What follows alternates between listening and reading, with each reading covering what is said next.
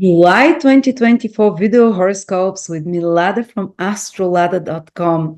July is forming up to be a very interesting month, a month of battle between light and darkness, but the light predominates because the month starts with a new moon on Sirius, the most spiritual, powerful star, the brightest star in the sky with energy. The Christed energy is carried there, which with only with good aspects. Then the whole month, Jupiter is passing over the eye of the bull, the luckiest star, according to ancient astrology of Hermes, the star of success and abundance. And Jupiter is the planet of success and abundance. And this happens once in 12 years only. This is the star of Archangel Michael.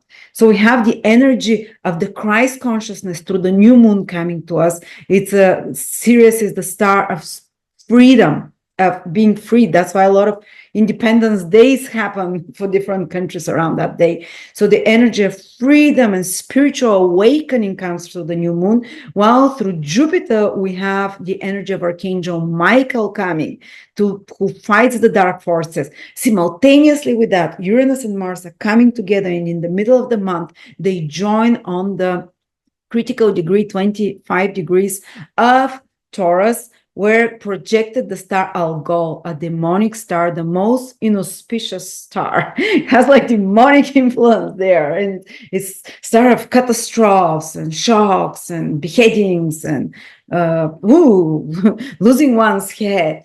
But that's the only negative influence. Or it can also be positive, because through the star Algol you can cut off unwanted things, like the head of Medusa is cut off. You can cut off unwanted things from your life. But there is the gathering of this dark energy. But Jupiter, Archangel Michael, Sirius, the Christed energy of the ascended masters as well, energy of the teachers of humanity, is there to help us. I'm so excited.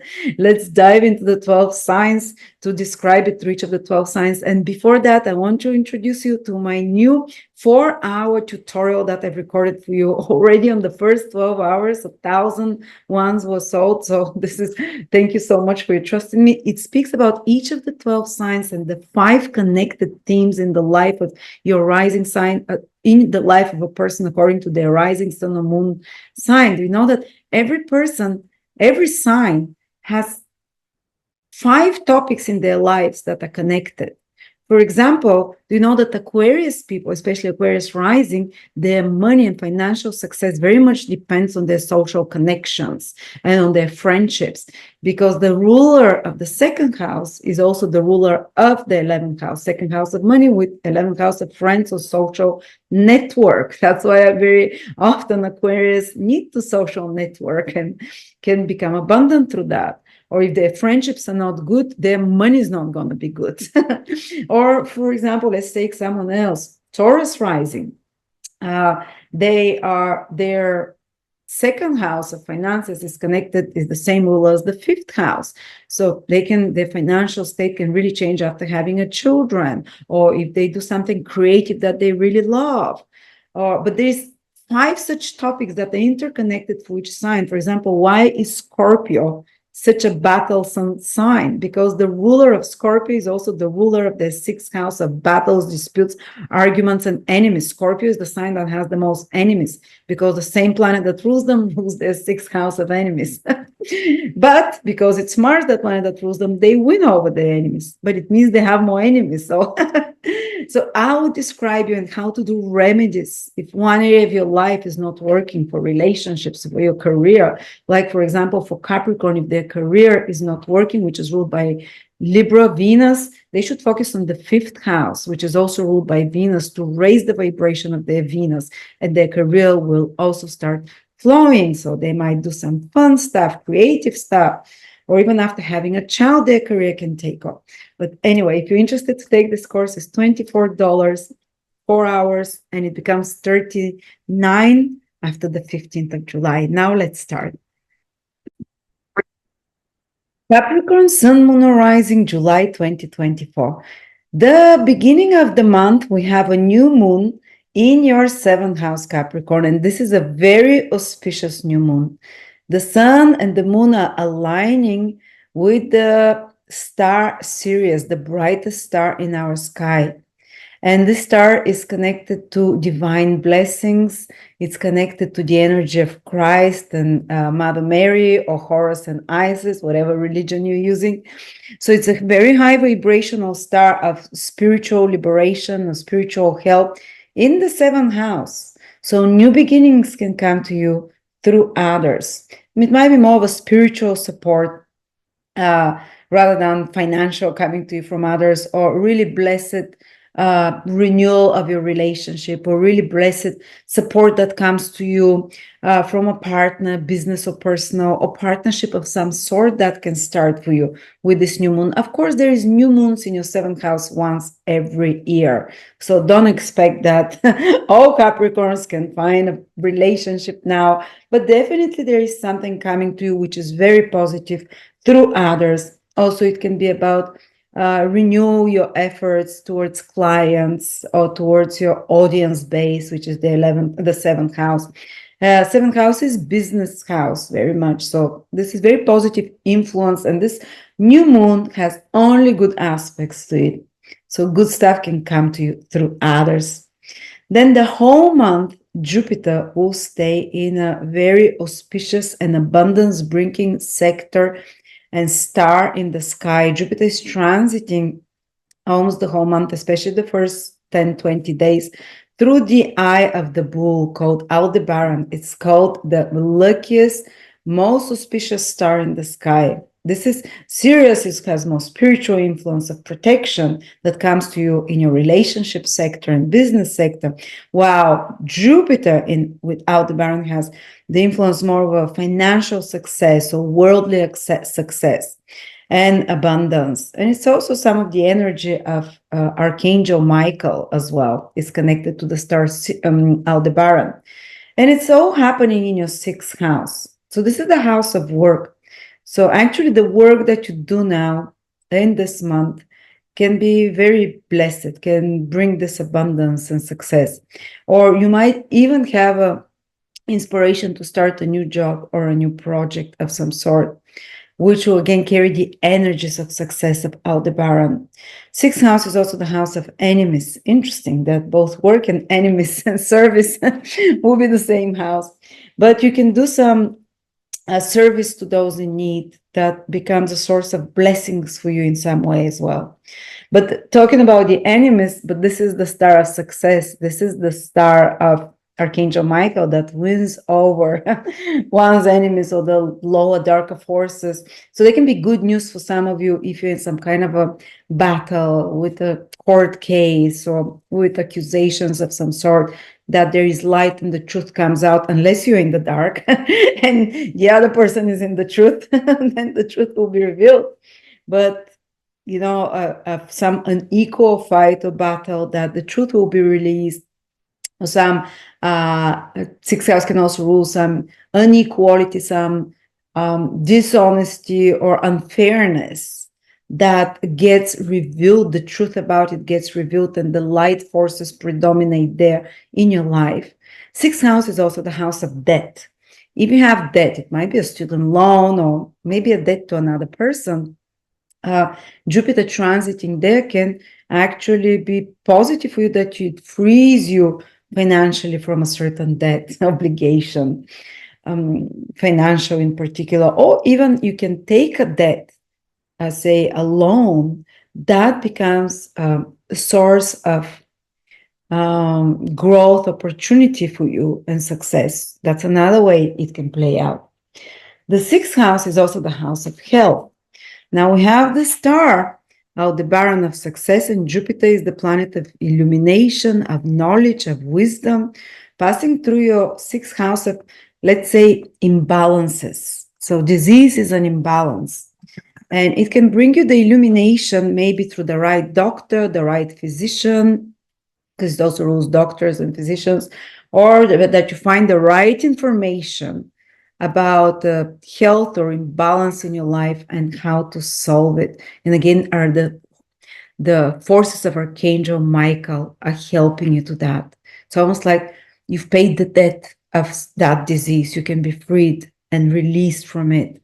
So these light forces of Jupiter and Aldebaran the Archangel Michael start helping you with this as well, with health issues or another imbalance. Then around the middle of the month, Uranus and Mars will join in your fifth house. It's a more explosive influence. So around the 14, 15, 16, be more careful, maybe with your romantic partners, because fifth house rules romantic partners, boyfriends, girlfriends, because it can be a bit more kind of sensitive, explosive situation. They're joining together on a especially more, as they call it, more negative star, Algol, the evil spirit, or Medusa Gorgona, which lost her head. So they can be, you can lose your head with your kids, for example, the fifth house, or explode, or you can lose your head with a romantic partner. Or also be careful if you're doing sports of any stuff, of any sorts, because fifth house is our hobbies, the things that we love to do. Many times sports are part of that for many people. So be careful for, I would advise everyone, not just Capricorn, to be careful overall on those days, not to take risks too much. But Uranus and Mars are joining together on a star of wealth in your fifth house, of one of the houses of good luck, especially good luck through speculation, a lottery, or if you have your own business as well, it can be your creative ideas.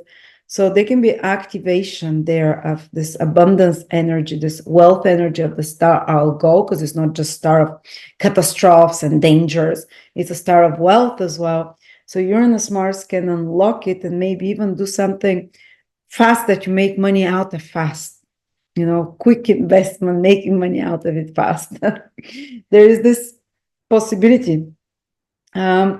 Okay, but yeah, you have to be a bit more cautious. But actually, Uranus and Mars are making good aspect to Capricorn. And unless you have some planets in the fixed stars, I think it will be quite, you're not going to feel it negatively at all. And towards the end of the month, we're going to have the full moon in your sign, Capricorn. Actually, this is the second full moon this year, within the same month, within 30 days, second full moon in your sign. This happens very rarely.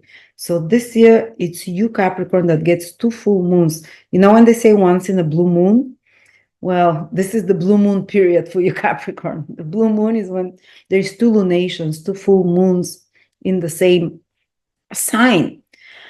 Why is this so? It makes it like the focus goes on you as well. It happened, the first full moon is in June, around the 20th. The second full moon is in July 20th, 21st, something like that. So it's almost like you're completing something. Full moons are about having to complete, to put an ending, to be freed from something. And it's with Pluto. Pluto allows us to get rid of things. Pluto is the planet of garbage. Pluto is the planet of toxicity and detoxing and letting go of that. And it's kind of a rebirth energy that is happening there, shading of an old skin, and the new skin starts showing, completing something. It might be a certain project that you're completing towards the end of the month that you've done with your own personal efforts. It might be that you're seeing the results of. It might be an effort to transform your physical appearance, your health, that you're starting to see the results of, or any other efforts. Usually this is a very powerful time when there is a full moon, and let alone 2 full moons in your sign.